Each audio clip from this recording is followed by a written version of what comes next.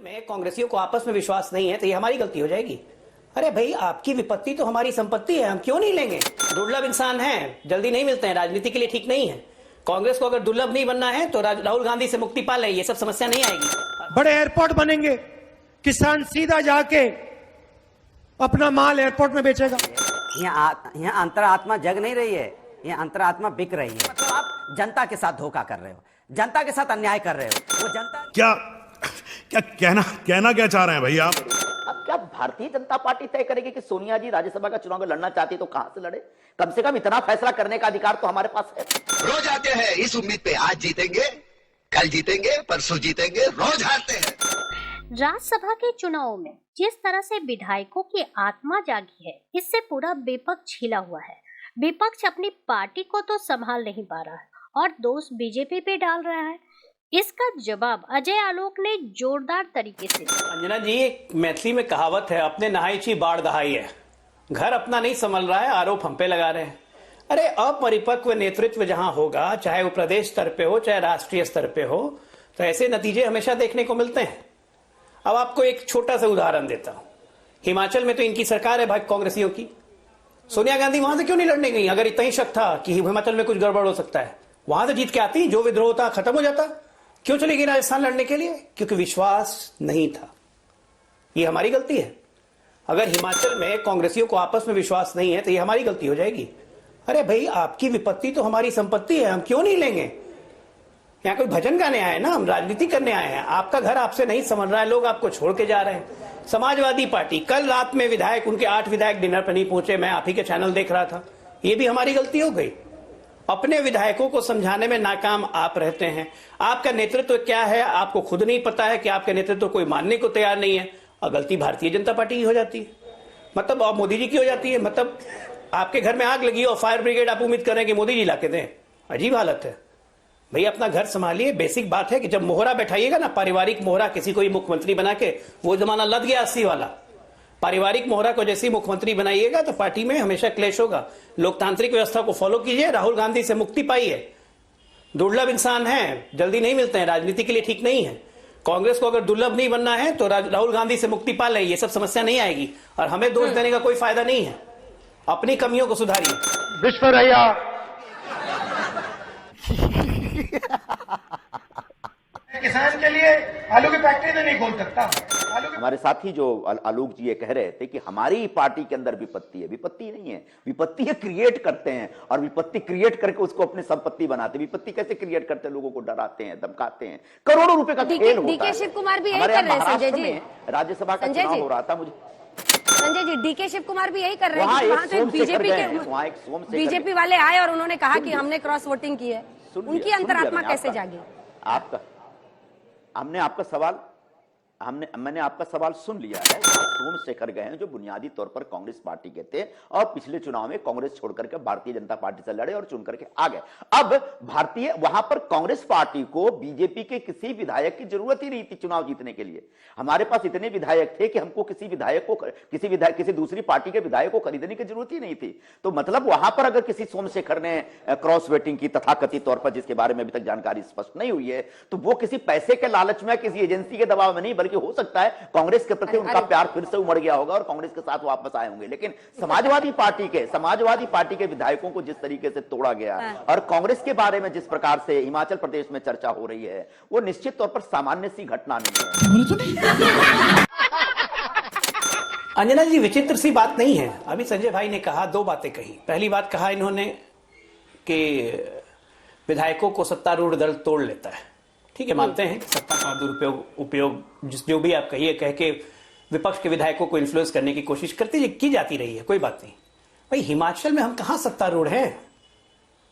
हिमाचल में कौन सत्तारूढ़ है? हम तो सत्तारूढ़ नहीं है। हमें तो चुनाव भी नहीं लड़ना चाहिए था। हिमाचल में 25 विधायक हैं, 35 चाहिए जीतने के लिए। हमें तो चुनाव ही नहीं लड़ना चाहिए था। तो क्यों लड़े? ये तो इसलिए तो मैंने कहा कि आपकी विपत्ति, क्योंकि इनकी विपत्ति है ना, इनकी विपत्ति है। जो हमारे कैंडिडेट है महाजन साहब, वो वीरभद्र सिंह जी के सबसे क्लोजेस्ट हैं। ये इनकी विपत्ति है, ये समझने को तैयार नहीं है। देखिए आजकल जिस तरह की भारतीय जनता पार्टी सरकार चला रही है, यहाँ अंतरात्मा जग नहीं रही है, यहाँ अंतरात्मा बिक रही है। जब अंतरात्मा बिकने लगती है ना, तो इस तरह की चीजें आपको देखने को मिलती हैं। ये चुन के आए थे, कोई निर्दलीय विधायक नहीं थे। इन्होंने जब सिंबल पे चुनाव लड़ा था तो जनता को वो वोट मिला था जो सरकार के खिलाफ था। जिस तरह की सरकार का अन्याय हो रहा था तब ये चुनाव लड़ने गए थे और जनता ने इनको वोट दिया। इन्होंने जनता के साथ अन्याय किया, ये बदल गए। उनकी अंतरात्मा तो छोड़िए, आपके 7 विधायकों की अंतरात्मा का क्या हुआ भदौरिया जी?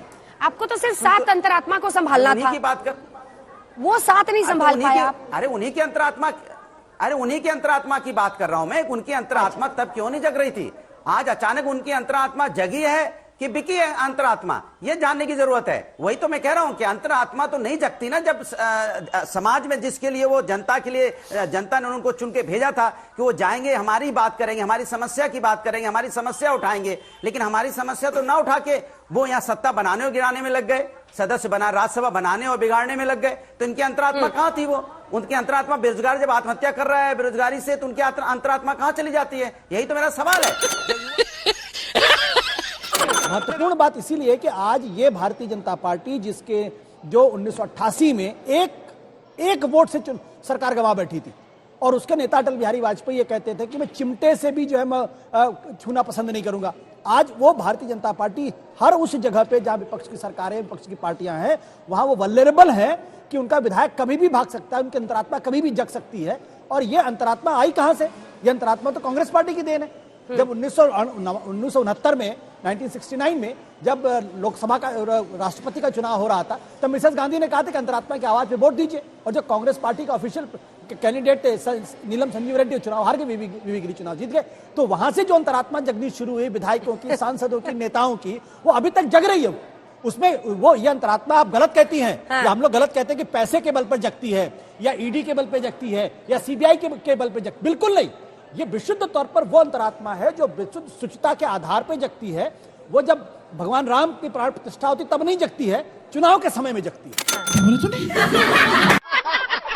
के गए हैं उन विधायकों की अंतरात्मा को तो ये बोलना चाहिए ना कि उनको तो इस्तीफा दे देना चाहिए कि जनता के जिस वोट से चुन के गए थे वो वोट तो अब उसके लायक वो बचे नहीं। क्योंकि एक अंतरात्मा की इन्होंने एक दारा सिंह चौहान थे, समाजवादी पार्टी से जीते थे, वो उनकी अंतरात्मा बोली थी कि नहीं हमें बीजेपी के साथ जाना है। उसके बाद वो चुनाव में गए, घोसी में उपचुनाव में डबल इंजन की सरकार थी और घोसी में जाके घुस गए। वहां पे वो 45,000 वोट से हारे थे, समाजवादी जीती थी। मैं इन 7 विधायकों से भी कहूंगा ये भी इस्तीफा दे दें, कल चुनाव करवा लें तो पता चल जाएगा कि इनकी वहां पे हैसियत है क्या। भाई आप पार्टी के सिंबल से जीत के आए हो, पार्टी के वोट से जीत के आए हो। अगर इतनी ताकत आपके अंदर है तो आप निर्दलीय जीत के दिखाते ना। तब तो आप कह रहे थे नहीं हमें तो सिंबल चाहिए, सिंबल से जीते, और आज आपकी अंतरात्मा बिक गई। ये तो सीधी सी बात है, बिक रही ना अंतरात्मा। इसके मतलब आपकी अंतरात्मा नाम की कोई चीज नहीं है। आप बेसिकली बिकाऊ हो, सेलेबल हो। आपने एक टैग लगा रखा है कि मेरी ये टैग है, मुझे खरीद लीजिए। तो हमें अनुराग जी अपने ही विधायकों को आज तक के जरिए इतनी खरी खोटी सुना रहे हैं। अगर पहले आप लोगों ने बैठक कर ली होती अच्छी बात है। सुनिए ना अनुराग जी, सवाल तो सुनिए। अगर हम करें तो करें क्या, बोले तो बोले क्या? उनको भी रिजाइन कर देना चाहिए ना, क्योंकि आप तो समाजवादी के वोट से जीत के आए थे ना। तो आज आप अपने हिसाब से बदल गए। इसके मतलब आप जनता के साथ धोखा कर रहे हो, जनता के साथ अन्याय कर रहे हो। वो जनता जो जनता दलित, पिछड़ी, जो समाज के अंदर में है, वो सोच रही थी कि इनका वोट, हम इनको वोट देंगे, ये जाके विधानसभा मेरी आवाज उठाएंगे, और वहां आवाज आपकी अंतरात्मा गायब हो गई। अंतरात्मा आपकी सत्ता में चकाचौंध हो गई, सत्ता के लालच में पड़ गई, सत्ता के लालच और पता नहीं कौन कौन सा कमेंट यहाँ से इंदिरा जी ने उस समय कोई विधायकों की खरीद फरोख्त राष्ट्रपति के चुनाव में नहीं की थी। कोई ईडी और सीबीआई और आईटी का कोई दुरुपयोग नहीं हुआ था। वह एक कांग्रेस की एक ऐतिहासिक घटना है जिसमें प्रधानमंत्री के खिलाफ उस समय के कांग्रेस के नेतृत्व ने एक बहुत गलत फैसला किया था, जिसके विरोध में उन्होंने एक राष्ट्रपति के चुनाव में यह भूमिका ली थी। इसलिए उसको, उस घटना को आज जो विधायकों की खरीद फरोख्त हो रही है और जिसको अंतरात्मा की आवाज का नाम दिया जा रहा है, कम से कम उससे इसकी तुलना मत करिए। यह दोषपूर्ण बात होगी। तो आशुतोष जी, जो अंतरात्मा की आवाज की बात सबसे पहले कांग्रेस ने कही थी और वो आज भारतीय जनता पार्टी करा रही है, कम से कम इस तरह की बातें न करिए। अब बार बार आपने भी कहा, और मेरे ख्याल से अजय आलोक जी कह रहे थे कि सोनिया जी हिमाचल प्रदेश से क्यों नहीं लड़ी। अब क्या भारतीय जनता पार्टी तय करेगी कि सोनिया जी राज्यसभा का चुनाव लड़ना चाहती तो कहां से लड़े? कम से कम इतना फैसला करने का अधिकार तो हमारे पास है। हमारी नेता राजस्थान से लड़े कि हिमाचल से लड़े कि कहां से लड़े या कर्नाटक से लड़े, ये क्या भारतीय जनता पार्टी तय करेगी? और ये फैसला हमने लिया तो ये दोषपूर्ण फैसला हो गया।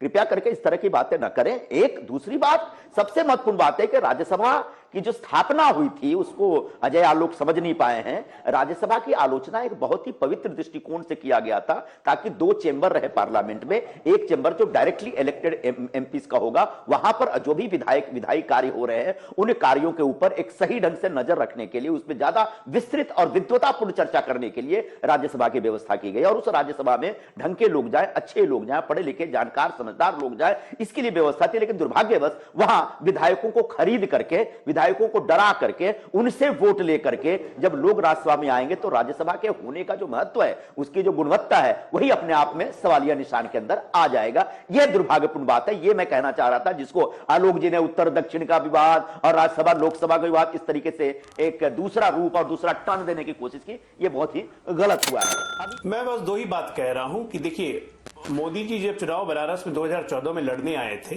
वो इसलिए आए थे क्योंकि यूपी में 2014 के पहले हम सिर्फ 10 सीट पे थे। वो नेतृत्व को चैलेंज लेने की हिम्मत थी और उसी के कारण, उस हिम्मत के कारण 2014 में हम 72 सीट हुए। नेतृत्व क्षमता ये होती है कि जहां फारी हुई जगह पे जाके अपना करिश्मा दिखाएं। वो मोदी जी हमेशा करते आए हैं, भारतीय जनता पार्टी करते आई है। मुझे कोई मतलब नहीं है कांग्रेस को रिसरेक्शन कैसे हो, हम तो चाहेंगे कि और डूब जाए, 30 से भी नीचे जाए। और हाँ, एक बात मैं कहूंगा, एक लाइन जोड़ना चाहूंगा कि जय बीजेपी, तय बीजेपी और लय में बीजेपी और पूरा बीजेपी मय हो चुका है। अपनी चिंता कीजिए साहब। राज्यसभा चुनाव से पहले उत्तर प्रदेश में समाजवादी पार्टी और हिमाचल प्रदेश में कांग्रेस के कई विधायकों ने क्रॉस वोटिंग की।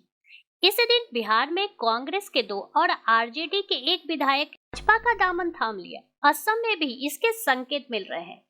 इस सबके बीच असम के मुख्यमंत्री हेमंत बिस्व शर्मा ने मंगलवार को दावा किया कि राज्य में 2026 के विधानसभा चुनाव आने तक कांग्रेस में केवल मुस्लिम विधायक ही बचे रहेंगे। शर्मा ने कहा कि रकीबुल हसन, रकीबुद्दीन अहमद, जाकिर हुसैन सिकंदर, नकुल हुड्डा और कुछ अन्य कांग्रेस विधायक ही पार्टी में बने रहेंगे।